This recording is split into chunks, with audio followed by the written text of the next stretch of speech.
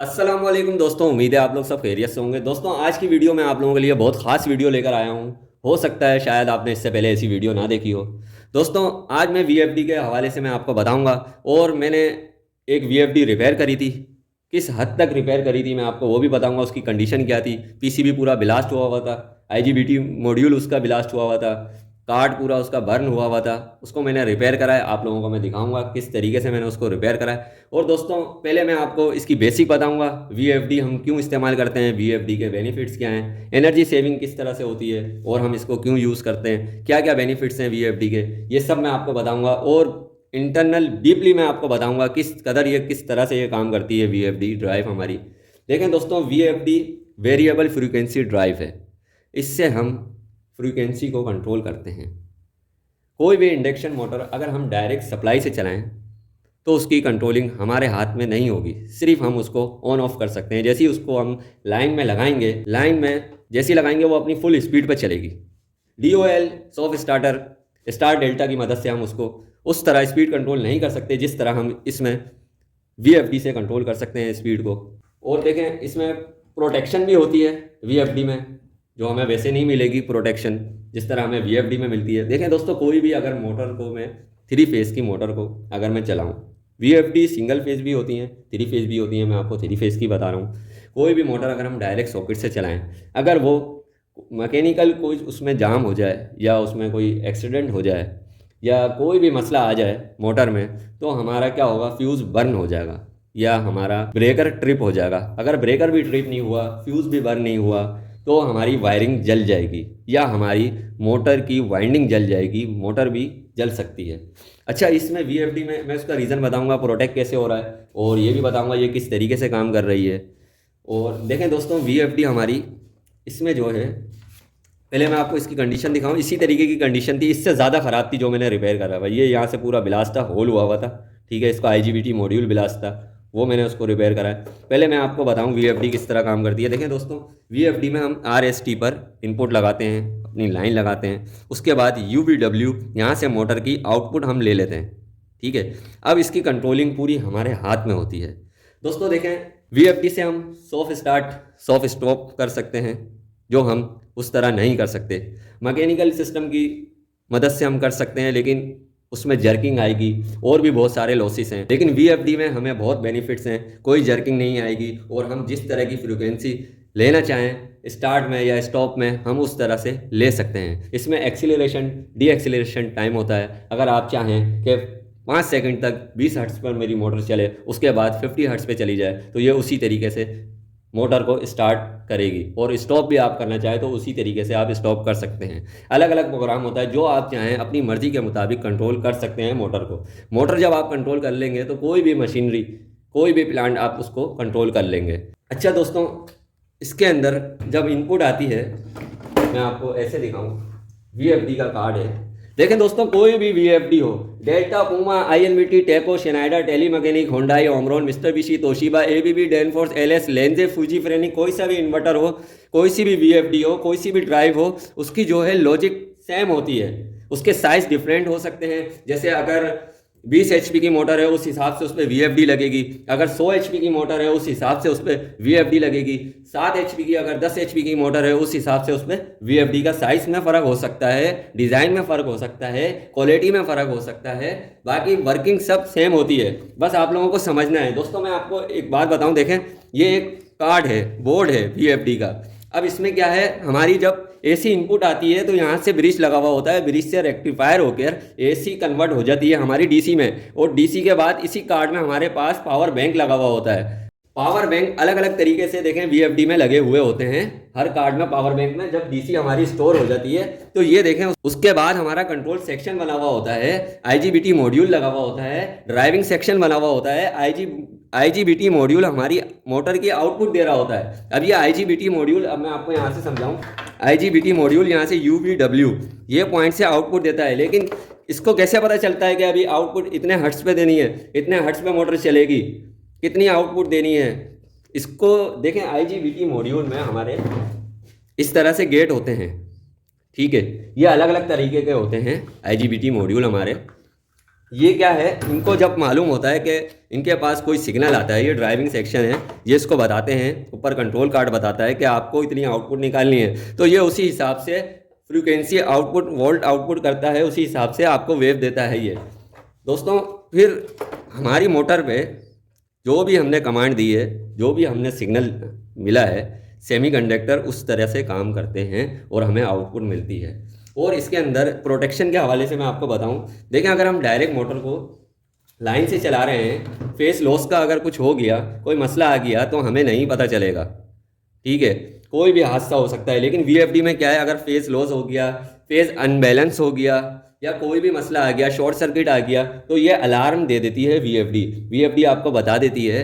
जैसे मैं एक बात बताऊं आपको, एक 12 एम्पेयर एक मोटर ले रही है, 12 एम्पेयर, अगर मैं उसको डायरेक्ट चला रहा हूँ, उसमें कोई मशीनरी में कोई फॉल्ट आ गया, मैकेनिकल कोई फॉल्ट आ गया, वो फंस गई मोटर या आगे से जाम हो गई है मोटर, अब उसके एम्पेयर बढ़ गए, जब एम्पेयर बढ़ेंगे उसके तो हमारी जो वायरिंग है वो जलना शुरू हो जाएगी, या आपका ब्रेकर ट्रिप हो जाएगा, या आपका फ्यूज़ बर्न हो जाएगा। अगर वो सब नहीं हुआ तो आपकी मोटर की वाइंडिंग ख़राब हो जाएगी, आपकी मोटर ख़राब हो सकती है। लेकिन वीएफडी में क्या है, अगर कोई मोटर बिलफर्ज 12 एम्पेयर ले रही है और 12 एम्पेयर से ज़्यादा, मैंने उसमें सेटिंग कर दी प्रोग्राम से कि भाई इसमें 15 एम्पेयर जैसी आएँ तो ये ट्रिप करा दे, या कोई फेस लॉस हो तो ये ट्रिप करा दे, या कोई भी हादसा हो इनपुट से आउटपुट से, या एम्पेयर इसके लिमिट से ज़्यादा जाएँ तो ये ट्रिप करा देती है। वीएफडी में सेटिंग कर सकता हूँ इसमें वीएफडी में, तो ये सब इसमें प्रोटेक्ट होता है दोस्तों। देखें अभी बिलफर्ज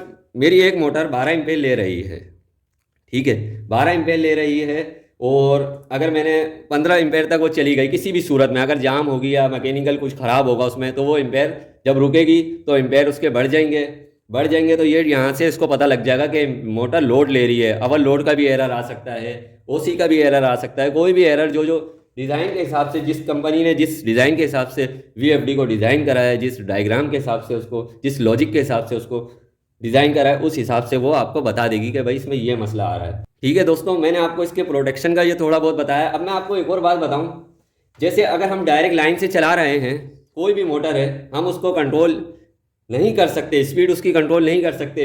हम अगर DOL या स्टार डेल्टा की मदद से, कंट्रोल पैनल से, अगर हम उसको उस तरह से स्पीड कंट्रोल नहीं कर सकते जिस तरह से हम इसमें वीएफडी में पूरी कंट्रोल कर सकते हैं। इसकी एक और एनर्जी सेविंग मैं आपको बताऊं, जैसे कोई मोटर है, अब वो रनिंग टाइम में 3 एम्पेयर लेती है और उसका स्टार्टिंग टाइम में 12 एम्पेयर है या 9 एम्पेयर है, टॉलरेंस हो सकती है, आप लोग समझें। तो हम जब उसको स्टॉप करेंगे, फिर दोबारा से स्टार्ट करेंगे, दोबारा वो टार्क लोड लेगी, ठीक है। लेकिन वीएफडी में ऐसा नहीं है। वीएफडी में हम स्मूथ स्टार्ट और स्मूथ स्टॉप कर सकते हैं। इसमें एक्सीलरेशन और डी एक्सीलरेशन टाइम होता है, आप जिस तरह से चाहें इसमें टाइम डाल सकते हैं। अगर आप चाहें 5 सेकंड तक कोई मोटर 20 हर्ट्ज पे चले, उसके बाद 50 हर्ट्ज पे चली जाए, तो आप इसमें सेटिंग कर सकते हैं। इसी तरह आप स्टॉप का भी इसमें सेटिंग कर सकते हैं, और आप बहुत सी कंट्रोलिंग अपनी मर्जी के मुताबिक ले सकते हैं। दोस्तों देखें, अब मैं आपको बताऊं ये काम किस तरीके से कर रही है। इंटरनल सर्किट के हवाले से मैं आपको बताता हूँ। देखें, डीपली एक अलग चीज़ है, जब आप डीपली समझ जाएंगे ना इसको, तो आप बड़े से बड़ा काम कर लेंगे। डीपली समझने की बात है। मैंने देखा ये वीएफडी रिपेयर करी थी, वो मैं आपको दिखाऊंगा किस तरह से रिपेयर करी थी। इससे भी ख़राब हालत थी उसकी, और पूरा बर्न हुआ था, कार्ड जला हुआ था, होल हो गया था कार्ड में। मैंने उसको रिपेयर करा, मैं आप लोगों को वो भी दिखाऊंगा। पहले मैं आप लोगों को समझाऊँ किस तरीके से ये वीएफडी काम करती है। दोस्तों, ये इसका कंट्रोल कार्ड होता है, ठीक है। दोस्तों देखिए, जब हमारी इनपुट आती है तो डीसी में कन्वर्ट होती है। डीसी में कन्वर्ट होने के बाद पावर बैंक में स्टोर होती है। पावर बैंक के बाद हमारा ये IGBT मॉड्यूल लगा हुआ होता है। ये मॉड्यूल लगा हुआ होता है जो मोटर की आउटपुट देता है। इसको कंट्रोलिंग करने के लिए एक ड्राइवर सेक्शन बना हुआ होता है कि इसको पता चले कि आउटपुट पे क्या देना है अभी, ठीक है। ये जब ड्राइवर सेक्शन इसको बताएगा, उतनी आउटपुट ये देगा। जिस हिसाब से हमने उसको कमांड दी है, जिस हिसाब से हम उसको कंट्रोल कर रहे हैं, उसी हिसाब से ये आउटपुट देगा। तो ये आपको बेसिक इसकी समझ में आ गई होगी।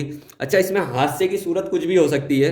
ज़रूरी नहीं है कोई आपने सेफ्टी लगाई भी हो तो आपको कोई नुकसान ना हो। सेफ्टी लगाने के बाद भी नुकसान हो जाता है, हादसा हो जाता है, लेकिन बहुत सारी इसमें बचत भी हो जाती है। अगर आप सेफ्टी यूज़ ना करेंगे तो नुकसान होने के ज़्यादा चांस होते हैं, अगर सेफ्टी यूज़ करेंगे तो नुकसान होने के कम से कम चांस होते हैं। बस उसी तरीके से मैं रिपेयरिंग का भी मैं आपको बताऊंगा। देखें दोस्तों, मेरा चैनल रिपेयरिंग के हवाले से, मैं हार्डवेयर रिपेयरिंग करता हूं। वीएफडी ड्राइवर, PLC, HMI या किसी भी PCB पे कोई भी फॉल्ट आया हुआ हो या बर्न हुआ हुआ हो कार्ड, ब्लास्ट हुआ हुआ हो, कोई भी मसला हो, मैं उसको रिपेयर करता हूँ। दोस्तों मैं अपनी स्किल आप लोगों के साथ शेयर करूँगा। दोस्तों मैं अपनी तारीफ नहीं कर रहा, मैं आप लोगों को मोटिवेट करना चाह रहा हूँ, मैं आप लोगों को बताना चाह रहा हूँ कि रिपेयरिंग किस हद तक हो सकती है और आप लोग किस हद तक कर सकते हैं। देखें दोस्तों, अल्लाह ताला ने दिमाग सबको अलग अलग दिया है, सबके पास टैलेंट अलग अलग है, स्किल अलग अलग है।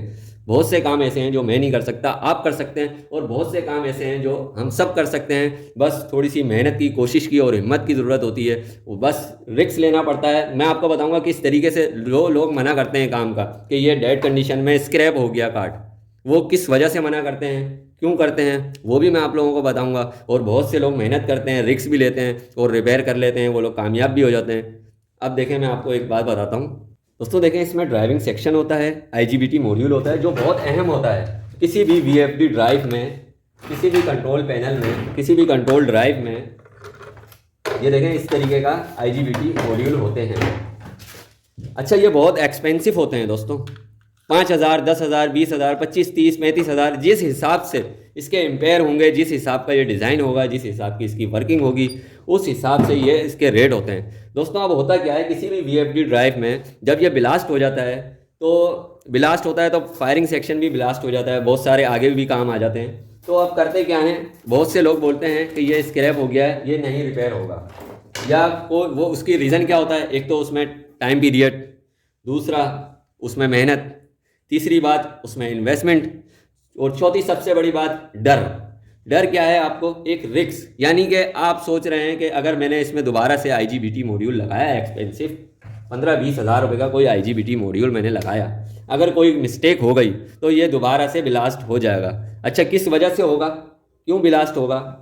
देखिए, हमारी आउटपुट में जैसे हमारे AC के साइकिल होते हैं, ठीक है, 3 फेज होते हैं, RST UVW, ठीक है। RST के इनपुट के आप छोड़ें UVW, इसमें भी 3 वेव्स आ रही हैं हमें आउटपुट की सूरत में। अच्छा, वो किस तरह से आ रही हैं, इस मॉड्यूल में गेट होते हैं, जब गेट पे वोल्टेज आते हैं, कंट्रोलिंग इसको बताती है, ड्राइविंग सेक्शन इसको बताता है कि आउटपुट पे आपको ये कमांड देनी है, मतलब ये फ्रीक्वेंसी देनी है, ये वोल्टेज देने हैं। अगर बिलफर्ज UVW, अगर इसमें आपने बिलफर्ज 2 गेट खुल गए और 1 गेट बंद है, तो क्या होगा, एक्सीडेंट हो जाएगा, या गलत टाइमिंग पे खुल गए, साइकिल गलत टाइमिंग पे खुल गया, कोई भी आउटपुट आ गई गलत टाइम पे आपकी रिपेयरिंग के बाद, या कोई सेमीकंडक्टर ख़राब होने के बाद, तो आगे हादसा हो जाएगा, जिसकी वजह से दोबारा से आपका IGBT मॉड्यूल ब्लास्ट हो सकता है। तो इस वजह से बहुत से लोग रिस्क नहीं लेते और वो इसको स्क्रैप कर देते हैं, या बोलते हैं डेड कंडीशन में ये रिपेयर नहीं होगा, आप दूसरी VFD ले लें। इस तरीके से हो सकता है। अच्छा दोस्तों, मैंने जो रिपेयर करा है, इसको किस कंडीशन में मैंने रिपेयर करा है, इस VFD को रिपेयर नहीं करा है, इससे ज़्यादा ख़राब हालत थी, मैंने उसको रिपेयर करा है, वो मैं आप लोगों को दिखाऊंगा। उम्मीद है दोस्तों आप लोगों को VFD के हवाले से समझ में आ गया होगा।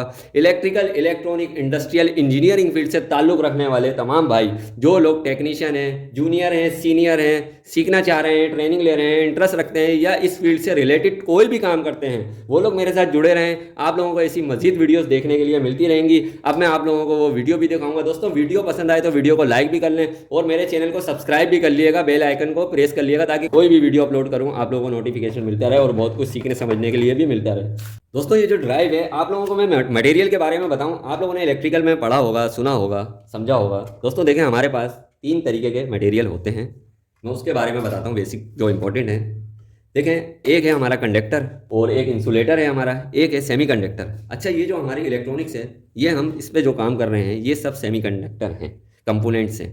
मतलब देखें, कंडक्टर में क्या है, कंडक्टर में हमारा कॉपर, आयरन, सिल्वर, चांदी, सोना, इस तरीके की धात हैं जो कंडक्टर होती हैं। इंसुलेटर में हमारा क्या है, लकड़ी, प्लास्टिक, कांच, इस तरीके की वगैरह वगैरह धातें। सेमीकंडक्टर में क्या है, जिससे हम कभी काम भी ले सकते हैं और स्विच भी करा सकते हैं, कभी काम नहीं, अपनी मर्जी के मुताबिक काम ले सकते हैं। जैसे बिलफर्ज ये कैपेसिटर है, ये अपना काम कर रहा है, NPN ट्रांजिस्टर है, PNP ट्रांजिस्टर है, N चैनल मॉस्फेट है, P चैनल मॉस्फेट है, ऑप्टो कपलर है, ये सब अपना अपना काम कर रहे हैं। जो जिस हिसाब से ये डिज़ाइन हुए हैं सेमीकंडक्टर, उस हिसाब से ये काम कर रहे हैं। सेमीकंडक्टर में जैसे सिलिकॉन, जर्मेनियम, इस तरीके की धातें यूज़ हुई हुई हैं, वगैरह वगैरह।